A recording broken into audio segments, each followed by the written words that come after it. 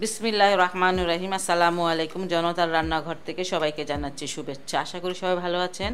আজকে যে রেসিপিটি করব সেটা হচ্ছে আমি দুধের পরোটা করব। সেজন্য এখানে আমি 2 কাপ নিয়ে নিয়েছি আটা। এটা আটা ময়দা না। স্বাদ মতন দিয়ে দিলাম লবণ, 1 চামচ চিনি দিয়ে দিয়েছি। আমি এখানে টেবিল চামচের 2 চামচ গুঁড়ো দুধ নিয়ে নিয়েছি।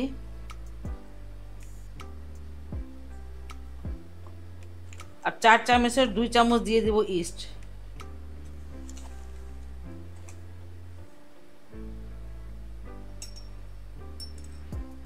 খুব ভালো করে এটা মিশিয়ে নিব।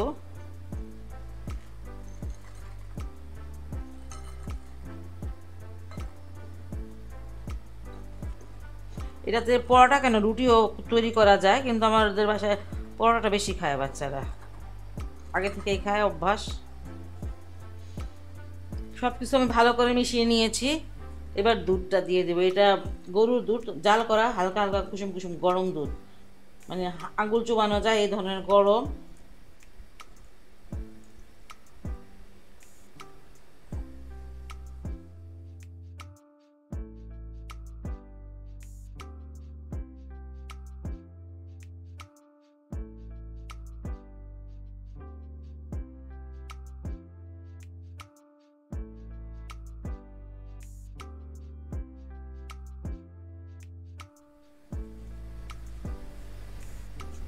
ডোটা আমার রেডি, সফট একটা ডো হয়েছে। এখন আমি অল্প একটু তেল দিয়ে এটা উপরে থেকে এটা তেলের ডোটার উপরে তেলটা মাখিয়ে রাখছি যাতে এটা ড্রাই না হয়ে যায়। আর দুধটা 1 চামচ দুধ মানে বেঁচে গেছে আমার, সবটুকু দুধই লেগেছে, 1 চামচ দুধ বেঁচে গেছে। ডোটাকে আমি আধা ঘন্টার জন্য গরম জায়গায় রেস্টে রেখে দিব।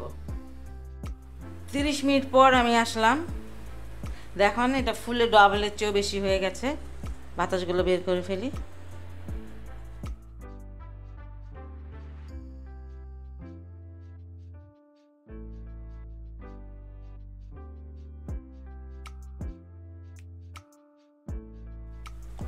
এটা অনেক করে মাথার কোনো দরকার নাই, কারণ এটা প্রথমে আমি খুব ভালো করে মুছে নিয়েছিলাম। এখন যতটুকু পরোটা বানাবো সেটা মানে করে নিচ্ছি।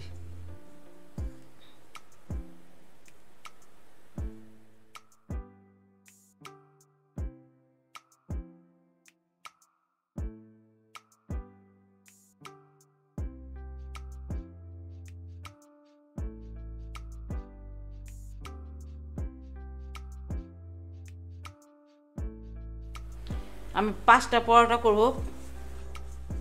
5টা লেচি কেটে নিয়েছি।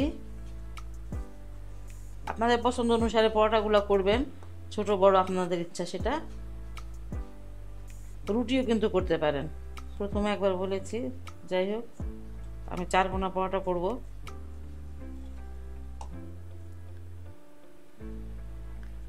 একটু ময়দা ছিটিয়ে, ময়দা না সরি আটা ছিটিয়ে নিলাম।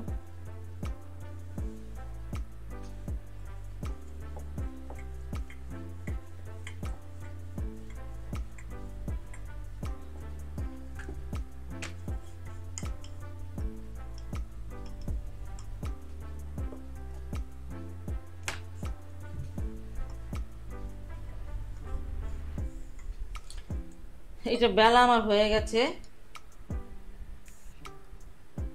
একটু তেল দিয়ে দিব আমি। আপনারা গুঁড়া দুধটা যদি আটাতে না দিতে চান তাহলে কিন্তু এই জায়গায় আমি ছিটা ছিটা দিয়ে কিন্তু ভাজতে পারেন, সেটা খেতেও ভালো লাগে। আমার একটা দুধ চিনির পরোটা আছে, সেটাতে দেখতে পারেন কিভাবে করেছি আমি। এই দেখেন ভাজগুলা, প্রথমে ওটা ভাজ করবেন। এটা আপনারা অবশ্য পরোটা সবাই বানাতে পারেন না সেটা না। তারপরে এই যে ভাজ,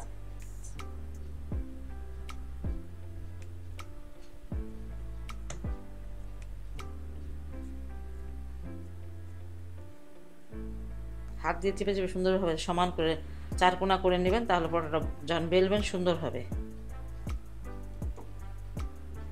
অল্প একটু আটা দিয়ে নিচ্ছি আমি, খুব কম দিব, কারণ আটা বা ময়দা যেটাই বলেন না কেন, এটা কিন্তু বেশি দিলে ভালো লাগে না খেতে।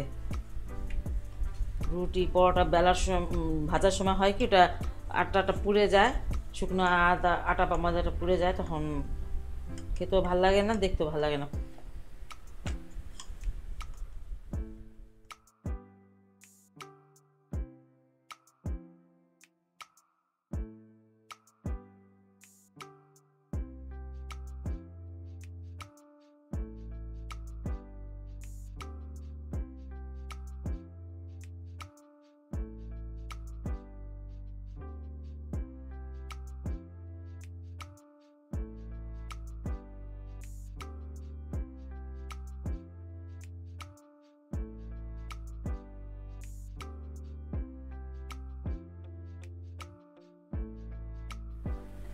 এটা আমার বেলা হয়ে গেছে, এইভাবে আমি অন্যগুলো বেলে নিব।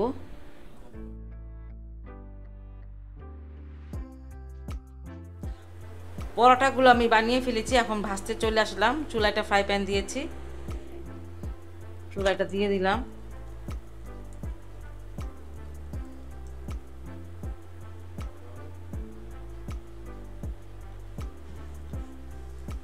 আমি এটা উল্টিয়ে দিচ্ছি, একদিকটা আমার হয়ে গেছে, দেখেন কত সুন্দর হয়েছে।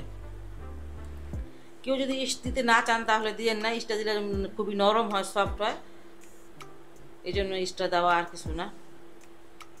খেতেও ভালো লাগে, অবশ্যই ভালো লাগে, একদম তুলতুলা পরোটাগুলো হবে।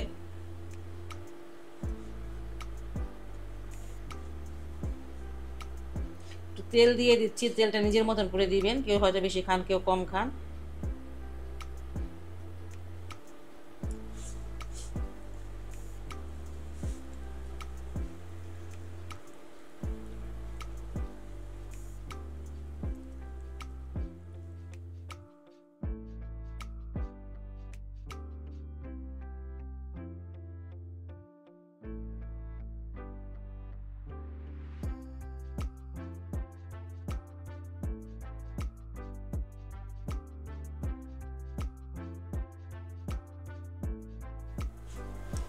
পরোটা আমার ভাজা হয়ে গেছে, দেখেন এদিকটা মাশাআল্লাহ অনেক সুন্দর ভাজা হয়েছে।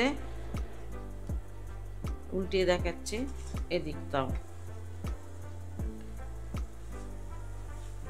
আঁচটা মিডিয়াম রাখবেন, খুব হাইও দিবেন না, একদম লোতে দিবেন না, মিডিয়াম রাখলে আপনার ভাজাটা সুন্দর হবে।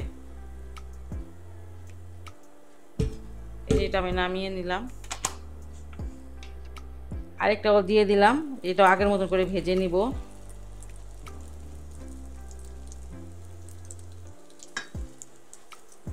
উল্টিয়ে দিচ্ছি।